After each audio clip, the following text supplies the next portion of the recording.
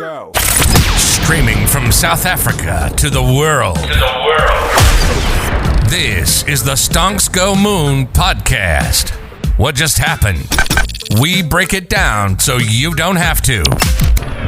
Welcome everyone to the Stonks Go Moon podcast. Our guest today, legendary rocker from groups such as Pink Floyd, Supertramp, and Toto. It's a living rock legend himself, Scott Page. I did this interview for NFT Today Magazine and I'm releasing it unedited in its raw form. I hope you enjoy. Without any further ado, let's get straight into it.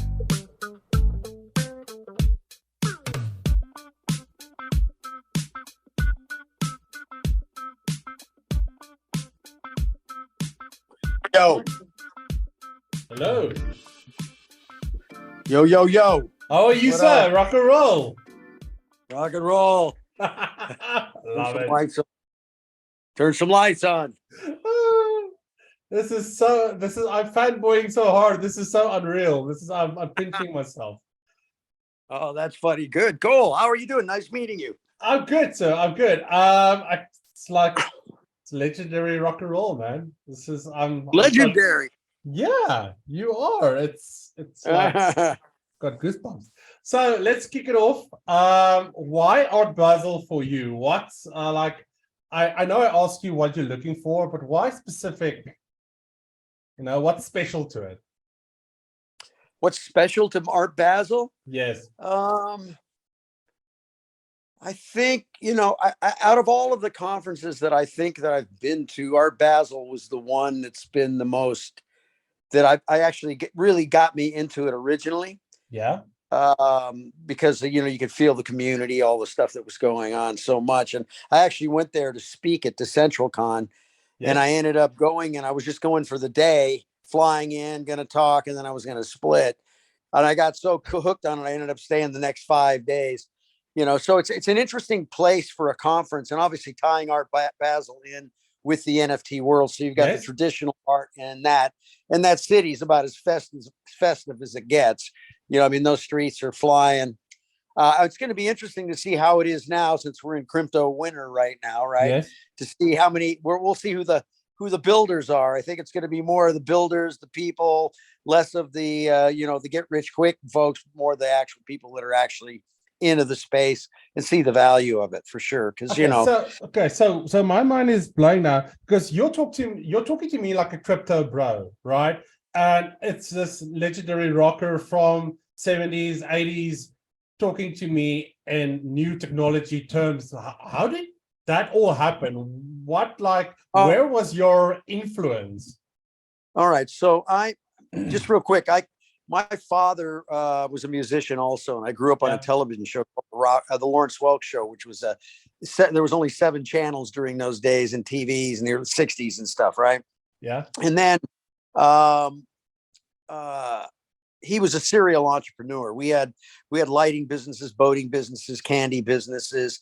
My dad was one of the inventors, along with Brad Plunkett, they invented the wah-wah pedal, the famous guitar pedal. Yeah, so my dad was there. So all the way through the years, and he started Sound City, the studio, which was called Vox Sound Lab. And that was, the big studio. So I grew up around an entrepreneur, being in business all the time, doing all these things. My dad also playing music. And so I really got into, I saw CD-ROM come along in 1989, 90. It was just sort of happening. And I basically saw my future, and I dove all into that, hanging out in the cyberpunk scene with all the builders, which reminds me so much of what we're seeing right now. It feels like almost a very similar thing. But yeah, I'd be hanging in the garage, hanging with Timothy Leary, doing we had digital be-ins in San Francisco. So it was really the techno crowd mashing. And I was one of the early guys, along with Todd Rundgren and Thomas Dolby, that really got into early days of tech. And so everything was there. So I had started a company called Seventh Level, along with Bob Ezrin and a guy named George Grayson. Bob Ezrin was the guy that produced all the Pink Floyd records, right? He's the world-renowned producer. So we started a company called Seventh Level. And that's where I ended up, which was really, I saw the future in multimedia. Yes. And there I co-produced and directed, along with a guy named Richard Merrick, the world's first sort of interactive cartoon musical. and it was called Toonland, and it starred Howie Mandel. And it was the first real program that could show that Windows could be a multimedia, and it ran on a 386 25 megahertz Windows machine. So in those days, we actually took the company public on a little dancing broom that we had, showing that we could make a broom dance under Windows at the time. They believed us. We went out, we raised a bunch of money, a total about 80 million in that company for that period of time. So I was totally into interactive and multimedia entertainment and stuff, right? Like that was my whole thing. And so I was just working with engineers. I left Floyd because the company started to take off, and we ended up taking that public about 18 months after we started that company. And then there I produced along with a bunch, obviously it was a pretty big company. There's 400 of us. We did all the Monty Python series. So Complete Waste of Time, the Search of the Holy Grail, all of that. So I produced all those. And then I actually built out, along with everybody, we did Python Line, which was the online system. And I worked with the Python through years, but through that period of time, I was always working with engineers and technology. And so I was that sort of liaison between entertainment and technology. Well, I stayed through that. I launched 4 companies. I'm on my 4th one now, which is Think Experience. And then I have a part of that. It's called Think NFT. And it's really been in the immersive entertainment space. So we've been doing, we did about 60 shows in a 360-degree immersive dome in downtown Los Angeles. And then during all this time, I really started getting it. And when COVID hit, I saw like everything stopped. We were right in the middle of getting ready to put the most advanced immersive theater in the world, portable theater, 1,600 seats at the Queen Mary. We had it up at the Rose Bowl. And then we were moving it over there. It was with the guys Cirque du Soleil. We were building a whole show. I was mashing, Pink Floyd and Led Zeppelin in a concept. I remember seeing something like that. Yeah, it was another brick in the stairway was what that was going to be called. And that's a whole concept piece. And then COVID happened, basically. And then COVID happened, it was all immersive and everything. So that fell down. So when I saw that happen, I just sort of retrenched and just realized that, everything was about real-time two-way. Which was happening. And then I realized now, because we had this real-time thing, we could bring fan and stream. And then I realized we had delivery services. So I combined that into an idea around living, where we would have a live event. You'd have fans, but then we were developing all ways to bring fan and stream. How do you bring somebody from a virtual round, follow you around in an environment where you're in with other physical people, and then having delivery service to be able to send that stuff to send a box to the house. Then I could have a party with all my friends. We could be involved in a show. I could bring you into the thing. So it was really experimenting and all that kind of stuff. I've been around the crypto space about 2011. So I have a kind of a background in, not deep, but around it enough to know people. I belong to this group called Metal, which is Media, Entertainment, Technology, Artists, Leaders, which is really, it's almost started in the early 90s with a guy named Ken Rakowski, still goes to this day. It's like on weekends, it's like TED Talk meets, it's like a TED Talk live. I mean, it's like a weekly thing with speakers that come on, and it's a whole group. But inside that group, it's all the who's who of crypto, basically, that started. The pioneers, Brock Pierce and Michael Turpin and William Quigley, did Wax and Tether. And, so it's all those guys. They were telling us to buy that shit when it was $7. So that's how long I've been around. Good advice. Right? Good advice. Yeah, big time. I wish I would have bought it. I did have one friend that called me up in 2017. He says, "Hey, dude, you got to come over here." I said, "What's up?" He says, "Dude, I don't want to talk about it on the phone." I said, "What?" He says, "Dude, you got to come over here. I just want to keep you. Are you all right?" "Yeah, everything's cool. I come over." So I go to his house, and he says, "Dude, you remember that day we were there when Turpin and Brock were saying buy Bitcoin and buy some? I just bought $50,000 of it." And he said, so he called me up. He says, "Dude, I didn't even know what to do. I opened my wallet. There was $90 million in his wallet. You had so much freaking Bitcoin." So he just was saying, "How do I get out of it? I don't know how to sell this. I don't even know what to do. I just bought it because I like those guys. And I just put it in this thing, and it's been sitting there all those years. And I had no idea when I saw that Bitcoin was blowing up. I said, 'Hey, I got some of that.'" How much did you have? I didn't have that much. I didn't dive in. I was like, I don't know. Right. Okay. So I got in a little later, but, yeah. So, but, that was a crazy thing. So anyway, been around all that stuff. Yes. And then, I've done multiple companies. I've built technology business. I had a mobile, had a kind of a messaging company called New Media Broadcasting. And we built an application called Mashcast, which was think of it like a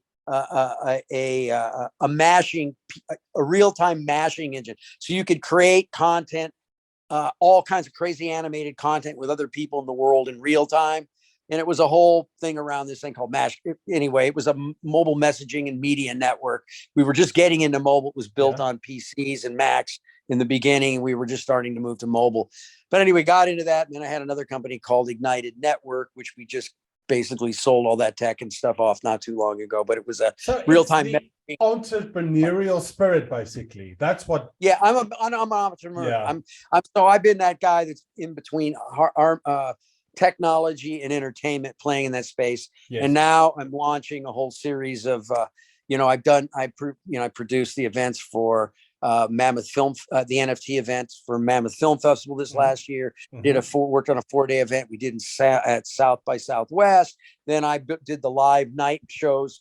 I partnered with the guys from NFT LA, and so I was part of the NFT LA thing. We built that, and then we just did Future Shape 360, which I'm part of, with all the Meta Noise guys in Denver. And then I've been just speaking at all these conferences. I just got back from Dubai. I spoke there at JITech, and then I'm speaking in Miami, talking there, and so I'm in this big time. I'm launching a collection called Rock Money. Which is a whole thing about, it's really, it started out with a guy named Arthur J. Williams, who is he's a pop artist, and he basically puts $100 bills in everything he paints. Okay. And the reason he does that, he's considered the world's greatest counterfeiter.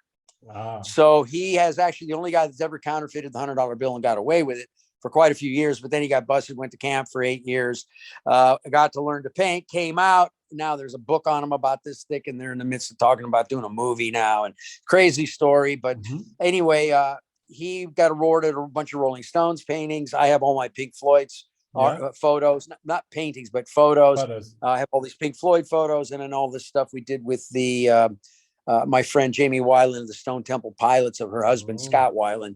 So we've doing this collection. So he's now doing a series of stuff, which is taking the photographs, messing them all up, Photoshop, and he puts them on canvases, and he paints on them, and he creates these, mixed media type of thing. He's in the middle of doing that. So we've got this collection, and then I have about 15 other committed artists that are going to build on top of it. All the top NFT guys, Gabe Weiss, Wes Henry, Sabat, all the cats, they're going to building on top of it. So I've got a whole collection of those things that are going on. And then I'm building live events. So I'm going to be doing about 15 live events this year, coming up. We're going to be doing every pretty much once, twice a month here in New York, and then some in San Francisco. And, so I'm in this big time, and this is what I do all day. I believe they represent freedom for the people. And it's the most important thing to come along for artists. It allows people to take back the power of the currency and to really take control again. I was about to ask you, would things have been different for Pink Floyd and Supertramp and Toto and those bands back then if NFTs and blockchain and this tech was around back then? Would things have been different, just in terms of maybe royalties? If you think of NFTs, it's ownership, right? So what is different about this is this really plays more against what the Grateful Dead did with how they got their fans involved, because NFTs allows me to build a business model on top of them, right? And I got all the rights, roles, and permissions. And then I've got this little robot network, the blockchain, that can handle all the transactions for me, where I can actually take and build something and give it to the audience, and then let them build on top of it and still maintain my royalties and still be able to empower the community. So it's different in that sense, that it's, I think, for me, it's really about, NFTs should be called experiences, because they're really an experience. They're they're the greatest loyalty program the world has ever known.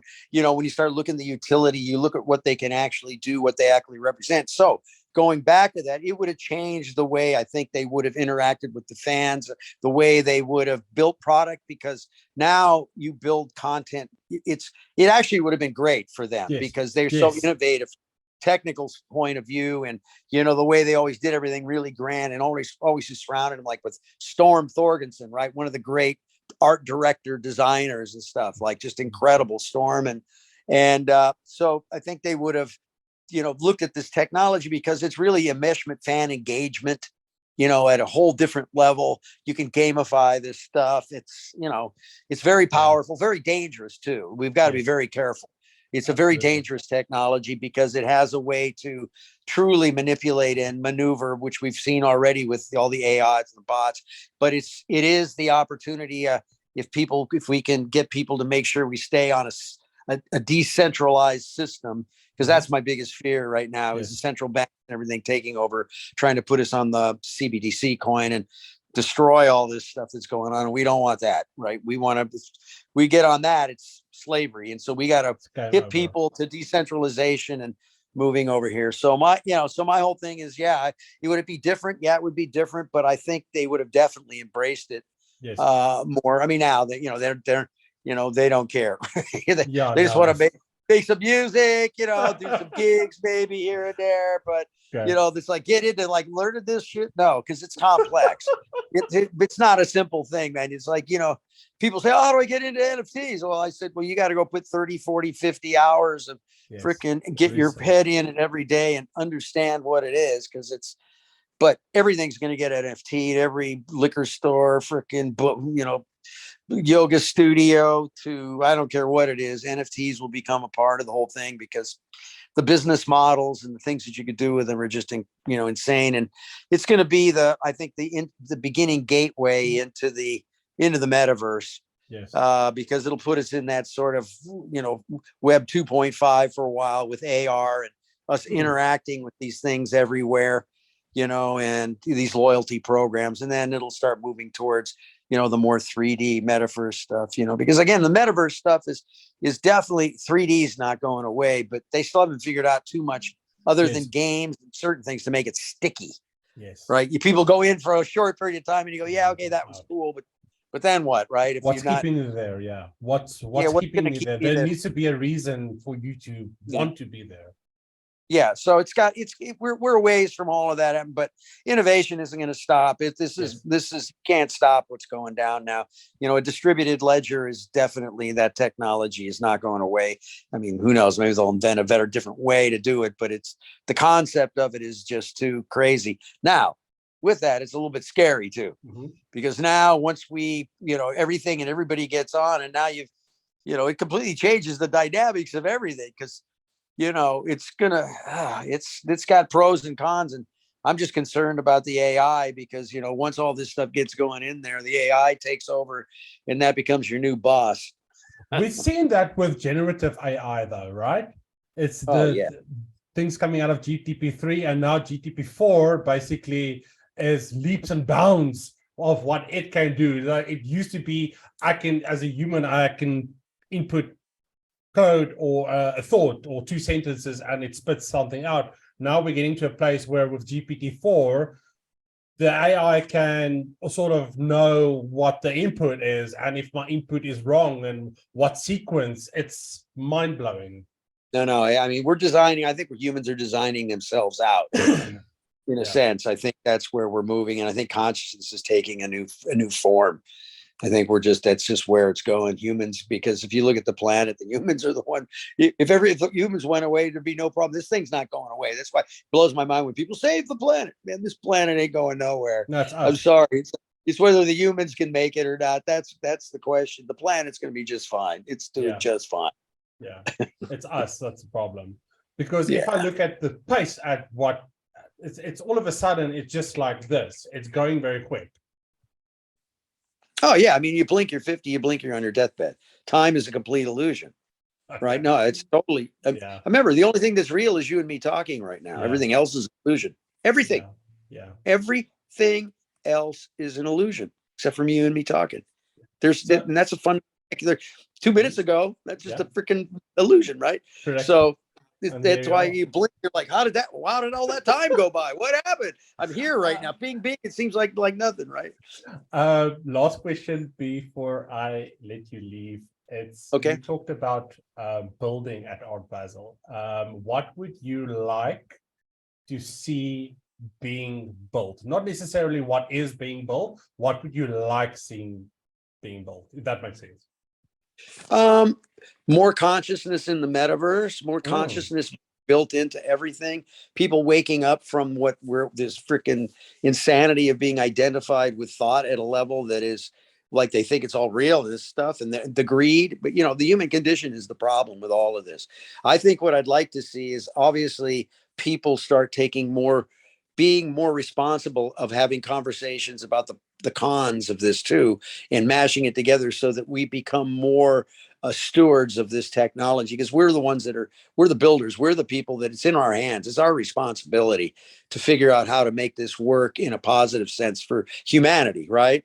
And there's a lot of dark forces on the planet right now that are trying to move us into a whole bunch of crazy places that really makes no sense for us. So I'm hoping that we start to see people start realizing and not putting some attention on the downside so that we can be aware of it, and we're not going to just get trapped in it and not realize what just happened, because that tends to be the situation in general. We're like waking up going, huh, how did that happen? How did the AI take over the art business? And oh, what do you mean remember all those guys who were writing music for all these background music for all these little light commercials and stuff? Oh, I can just type in give me a Danny Elfman style mashed with freaking Snoop Dogg. Okay, great. Boom, there it is. I'm going to use that on the background music in everybody's house. So I'm hoping that we will start to be more aware of what this really means to humanity and not like get crazy. So that's what I would like to see yeah. and I think because the builders are sort of a lot of the quick get rich quick schemers are going to kind of going away, Yes. that I think it's more of that. So so my mission is really just to kind of wake people up to the point that this is the greatest technology, greatest time. This is the people's movement. NFTs to me are the people's movement. And I always tell this story, and I'm going to tell it again because I think this is so profound. I went to an NFT meetup about 6 months ago, and this girl, 19 years old, gets up. She's going to speak. She gets up and speaks. She says, "Yep, I'm a photographer. I'm into photography, man. I'm studying photography. That's all I want to do is do photography all day long." And so 9 months ago, I got into NFTs, and now I pay I pay my rent, I pay my car, I live off my NFTs. And what was cool is I carved off a little piece for my community center, and I gave them 2.5 ETH. And at the time, that was $10,000. Yeah. So it was like, there you go. You got a girl, 19 years old. She built her own little hive, because I say, if you want to survive, you got to build a hive. This is the game rats, all the community. It's about building that, around a small group of people, and then you scale it once you build a repeatable model. But the idea is to say a 19-year-old girl starting out, nobody knows her from anywhere. She's sitting there making a living off of making just going out to make art, and she's giving up $10,000 to her community center. You don't do that. I've never heard that happen before. That's why this is the people's movement. This is the opportunity to freaking rock and roll. But we have to be conscious stewards of this and realize how to make this be a positive thing, because, dude, there is a lot of darkness that can get in this, because whoever owns the algorithms wins. I like that as a tagline, building with conscience. I like that. Yeah. That's excellent. Yeah. So yeah. thank you So there you so go. much. Thank you so much for your time. I've got everything I need. It's going to be absolutely epic. Thank you so much for your time. And enjoy Art Basel. It was such an honor and a privilege to meet you. Anytime. And so here's the thing is, I was just going to say, we're doing a lot this year. There's a lot of things going down. We just did our Opus drop. We did 1,550 pieces, sold it out at 1 ETH piece. So, and these are a down market. So it's all about community. But I mean, we got all these live events, NFT LA. I've got all these other things going on this year. So we should keep in touch, because I would love to be able to have, reach out to you when we have things. Absolutely. Anytime, any place. You are hooked up with Jacob as well, with Eric. There's only a handful of us, which is good. Yeah. So it's not like a Forbes, or we're sort of the sort of decentralized version of mainstream media, if I can put it like that. It's people. That's beautiful. Yeah, well, everything's about decentralization to me. I'm a part of the DSO community. We've been building community. We just launched our syndicate token, and we've got, I partnered up with Party Animals and, Nomad Boulevard folks, the Future Shape Syndicate. We got a whole group, all the art guys, all the cats. So I would love to basically leave this open, because there's a lot of interesting things coming up, and I can love to be able to throw at you for stuff to get win-win, right? For follow-ups, 100%, anytime. Okay, beautiful. Love it, man. Thank you so much. Yes, sir. Rock and roll. All right, I'll see you guys. Hey, is any of you guys going to be in Art Basel? Yeah, Jacob is there. Oh, he is. Okay, good. So I'll try to hook up with him. Tell him to hit me up, and we should try to connect up. All right. All right. Cheers, sir. Great. Bye. All right, take care, my friend. Bye-bye. Bye.